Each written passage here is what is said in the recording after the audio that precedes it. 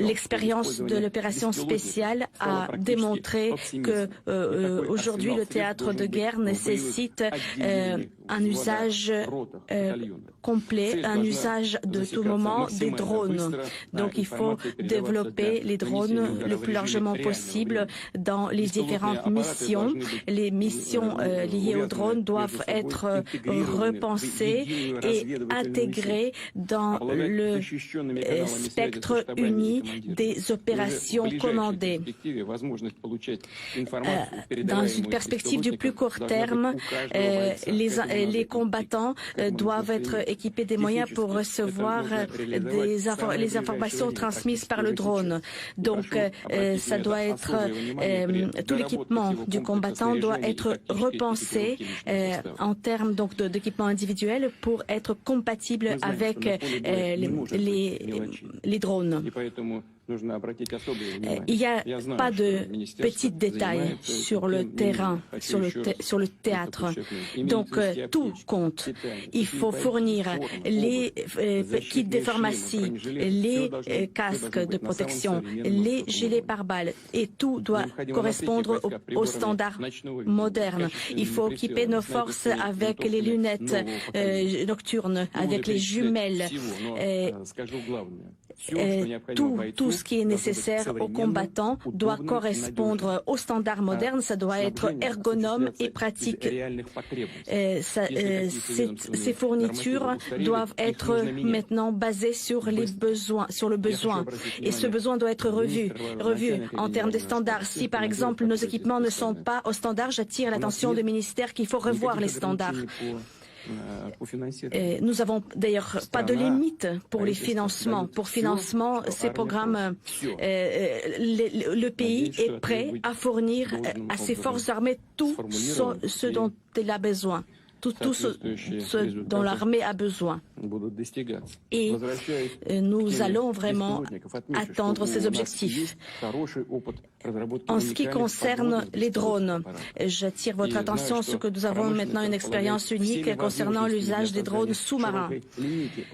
Et maintenant, ça peut devenir une famille des drones, une famille complète, comptant les drones sous-marins, aériens et y compris en intégrant les éléments d'intelligence artificielle.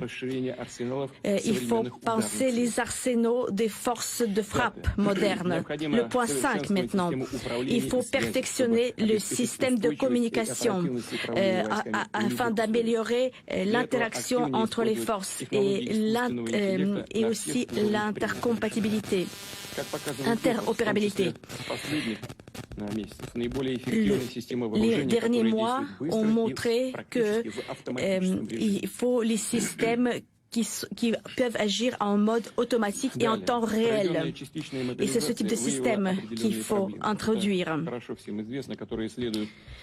Nous avons vu sur le plan opérationnel un certain nombre de problèmes apparaître. Je sais que déjà des solutions ont été apportées, mais en termes donc maintenant du programme de mobilisation, il faut maintenant améliorer le travail des commissariats militaires, les commissariats de recrutement. Il faut renouveler les bases de données.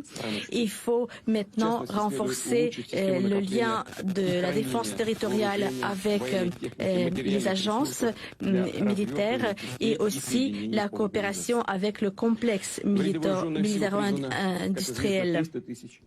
Vous savez que 300 000 personnes ont été mobilisées. Une grande partie d'entre eux se trouvent déjà dans la zone des combats. Selon le rapport de l'état-major, 150 000 se trouvent actuellement dans les différents polygones de camps d'entraînement pour perfectionner leur état de préparation. Et donc, ce sont des mesures qui doivent continuer. Je voudrais aussi remercier tous les citoyens qui se sont mobilisés dans un large effort pour aider les forces armées, qui envoient les lettres aux blessés dans les hôpitaux, et qui envoient de l'aide d'urgence aux unités. Et je voudrais remercier tous les citoyens pour leur grand cœur. Je voudrais aussi demander charger le ministère de la Défense de prendre en considération toutes les initiatives citoyennes. Et c'est très important. Il y a souvent aussi beaucoup d'émotions, beaucoup de réactions, mais c'est très important d'assurer cette réponse très réactive par rapport à ces initiatives citoyennes. Et il faudrait assurer qu'il y a un dialogue constant entre le ministère de la Défense, le ministère des Armées et la population. Je passe la parole au ministre de la Défense.